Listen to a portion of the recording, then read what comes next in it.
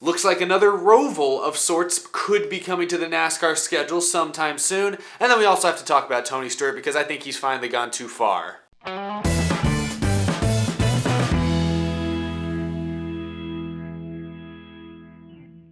How's it going, y'all? My name is Eric and welcome to Out of the Groove. I've been wanting to make this video all week because earlier this weekend there was a news story that came out from Richmond. Tony Stewart, made some more kind of controversial comments.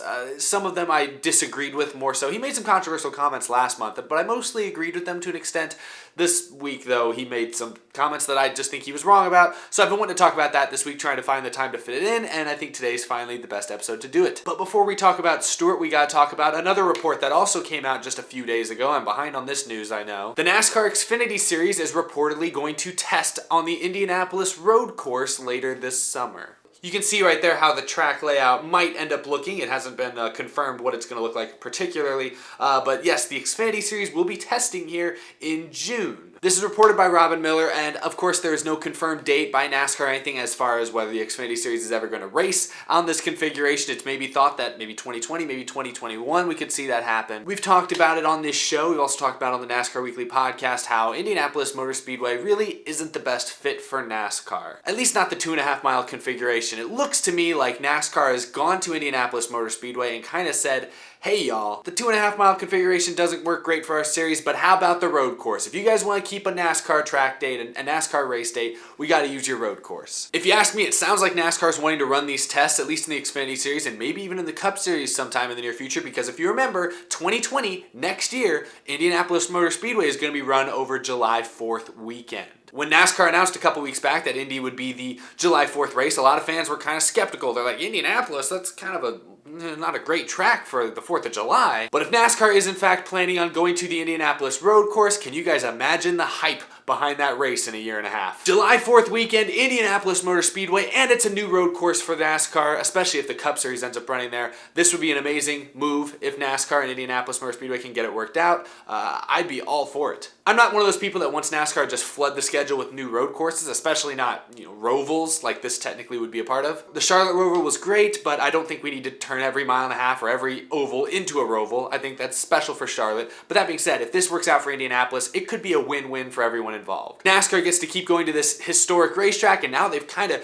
maybe made it a little more unique. So now it's a little bit more of a unique, a more special race on the schedule. And Indianapolis gets to keep a major NASCAR date. And I know Indianapolis, attendance for the NASCAR Cup Series Brickyard 400 weekend has not been great the last few years, but I'm sure they're still loving that money they get from the TV deals. So if NASCAR and Indianapolis Motor Speedway can work this out to where NASCAR can run the Indianapolis road course, I think that's a win for everyone involved. Fans, drivers, everybody. I think it's a win-win-win-win. Big victory. Again, still no news on how the configuration, how the track is exactly going to be laid out for this test. No news as to whether or not this test is going to be like, you're going to be able to be attended by the public. None of that's come out. This hasn't even been officially announced by NASCAR, but it's become a hot new rumor. It's become reported by several different NASCAR news outlets, or racing news outlets, I should say.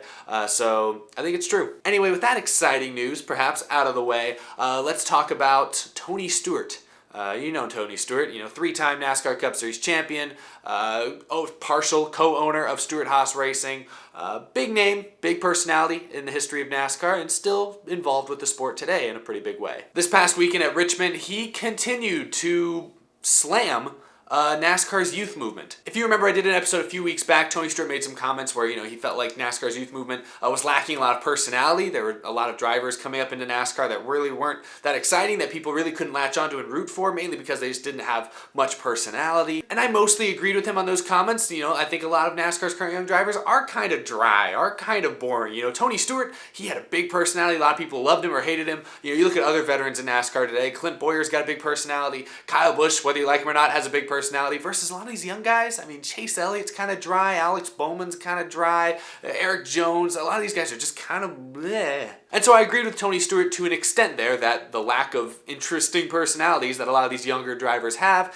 has not helped the popularity of the sport. However, he took things a bit further this past weekend. I'll read you some of his comments and then I will react to them. Talking about drivers back when he was getting into racing, he says, "When I watched because they were heroic to me. The drivers were heroic. What they were doing was heroic. Now, you've got guys that their mom has to drive them to the race shop because they're not 16 and don't have their driver's license yet, but they're driving a full-size race car. So it's like, how do you expect a 30-something, 40-something-year-old man to look at this person and say, this is heroic what they're doing?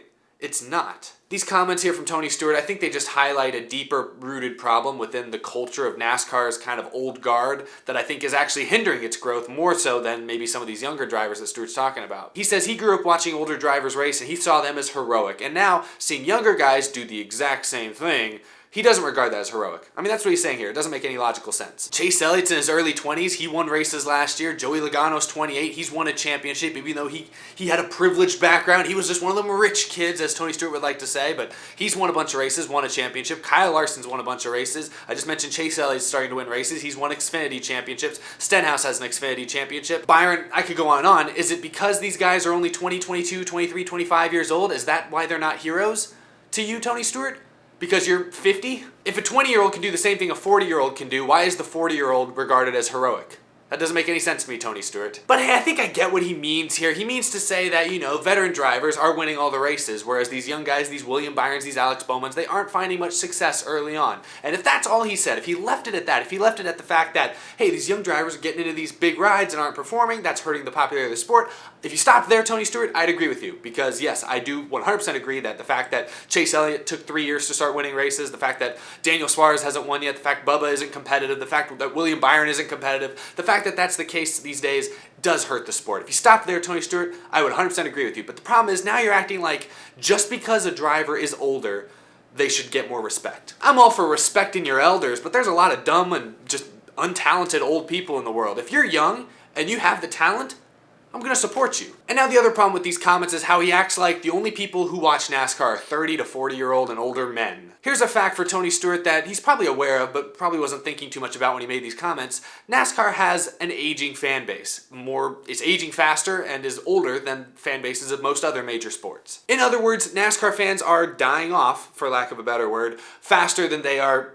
being born, I guess, faster than new fans are joining the sport. A lot of sports kind of have that problem, but NASCAR definitely has it worse than most. When I hear Tony Stewart makes these comments, it sounds like he's just completely dismissing the younger fan base in NASCAR. Fans in their, age 8, 9, 10, fans in their teens, fans in their 20s. He's dismissing them, acting like their views, their opinions, their thoughts on the sport really don't have the same bearing as those of, his generation. And that's just not the right way to think about things when you're a sport that's struggling to find younger viewers. You shouldn't further alienate them and act like their opinions don't matter. Because, for an 8, 10, 15-year-old fan, Ryan Blaney is heroic. I mean, when he won that race at Pocono a couple years back, holding off veterans to win, for a 10, 12-year-old fan watching Ryan Blaney in his young age do that, that's heroic. If we look back to the 90s when NASCAR was starting to rise in popularity, do you know which driver I attribute that to the most?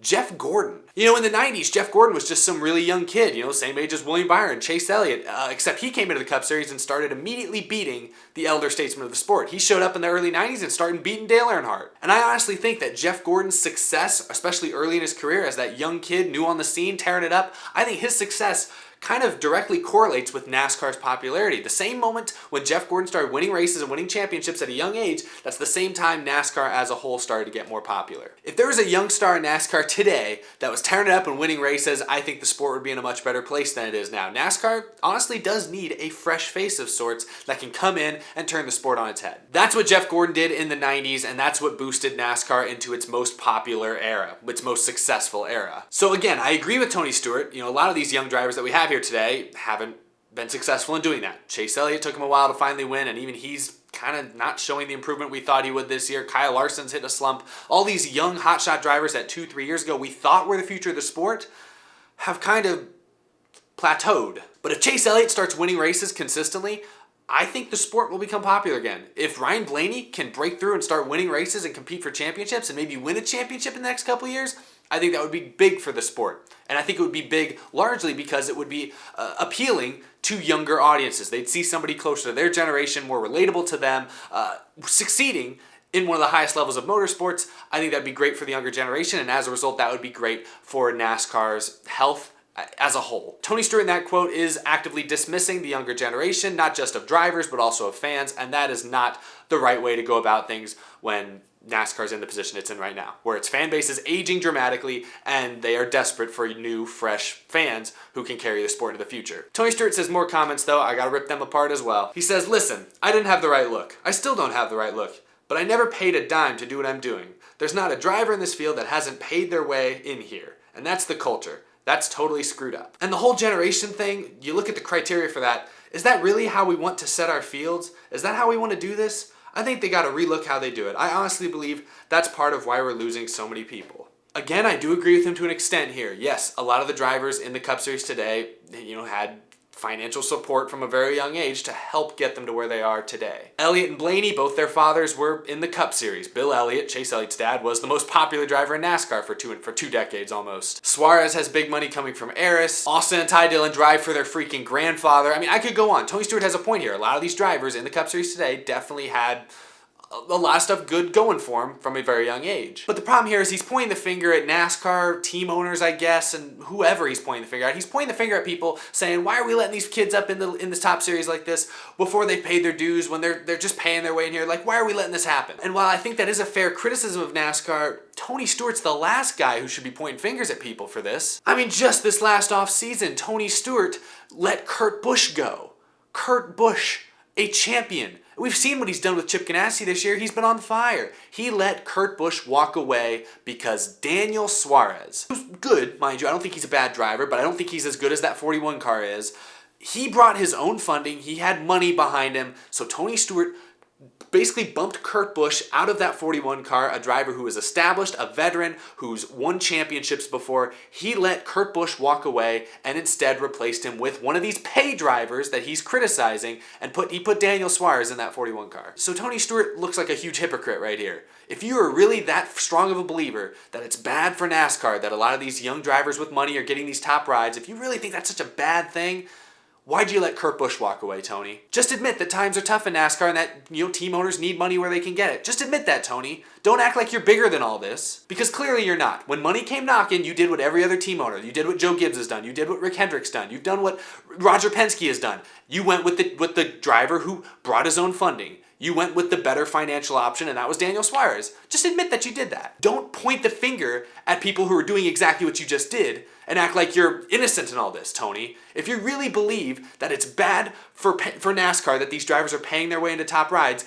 don't put Daniel Suarez in your team and replace Kurt Busch. If you're going to make strong statements like this, Tony, you got to practice what you preach. I mean, you can say one thing, but if you don't act by that, if you do something completely different, it makes your opinions less valid. Again, if Tony Stewart just said, yeah, these young drivers, they really aren't succeeding yet, they don't have a lot of personality, that's really hurting the popularity of the sport. If you stop there, Tony Stewart, I'd 100% agree with you, and I would freaking love you, man. But instead, you started making arguments that just don't make any sense. Acting like young drivers can't be heroes to some fans out there. Now you're acting like everybody else is the problem, even though you're the one who went with a pay driver instead of an established veteran. So Tony Stewart, I just have some problems with these comments he made. I don't know if you guys will all feel the same. I'm sure there's some of you that might agree more with Tony Stewart than I do here, but I just had to let my opinions known there. I don't like what he's saying here, and I don't like that he feels like he needs to keep doubling down on this. Again, if he just stopped at what he said a few weeks back, I'd be like, okay, we're on the same page, and I think we can do something productive and help the sport in the future. Now he's saying all the wrong things now. We can't be ignoring NASCAR's young fan base. We can't ignore them like Tony Stewart seems to be doing here. And then we can't also ignore the fact that NASCAR is in a current financial situation where it honestly just makes sense to go with drivers like Daniel Suarez. Just admit it, Tony Stewart. Admit that you had to go with Daniel Suarez because of the financial sense. Just admit that. Don't try to sit here and act like you're better than everybody else when you're making the same decisions that you're criticizing.